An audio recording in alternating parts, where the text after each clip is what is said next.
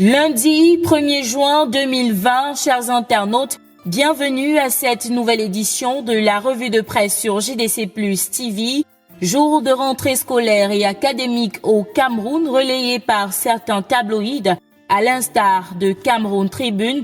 Le quotidien national bilingue titre primaire, secondaire et supérieur, jour de rentrée.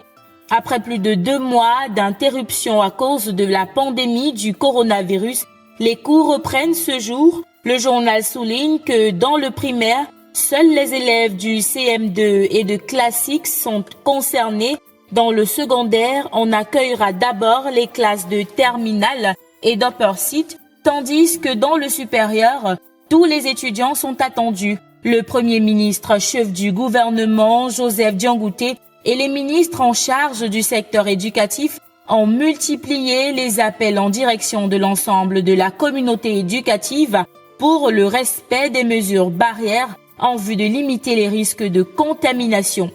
Rentrée du 3e trimestre, enseignants, parents et élèves à l'abattoir, c'est le grand titre en une du quotidien Le Messager qui indique que, sous aux revendications de la communauté éducative, le gouvernement a choisi l'option de renvoyer les enfants à l'école, mettant, je cite, sciemment en danger la vie de leurs parents et de leurs enseignants. Forces armées, gendarmerie, police, ces brebis galeuses qui trahissent la nation, c'est le titre en pied de page du Messager qui renseigne sur les gaffes commises par ceux-là qui sont censés protéger la population, entre autres gaffes. Le Messager a répertorié les braquages, corruption, trafic d'influence, exécution sommaire, enrichissement illicite. Pour plus de précisions, lisez la page 3 du quotidien Le Messager, paru en kiosque ce lundi 1er juin 2020.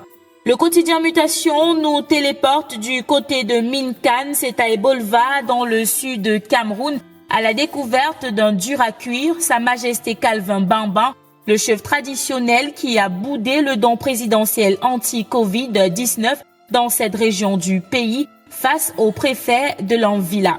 Dans cette édition du quotidien Mutation, on parle aussi de rentrée scolaire et académique dans un contexte virusé tel que l'indique le quotidien Mutation. Pour plus de précisions, lisez la page 6. De Mutation, nous passons au journal Intégration qui indique que ce mois de mai 2020 est un mois au risque. Il titre Alerte, danger au Cameroun. Pour savoir exactement de quoi il est question, lire la page 4 d'Intégration, paru en kiosque ce lundi 1er juin 2020. Refermons cette édition de la revue de presse avec Essingan qui titre Décès du colonel Marius Etondi, le faux mort du Covid-19.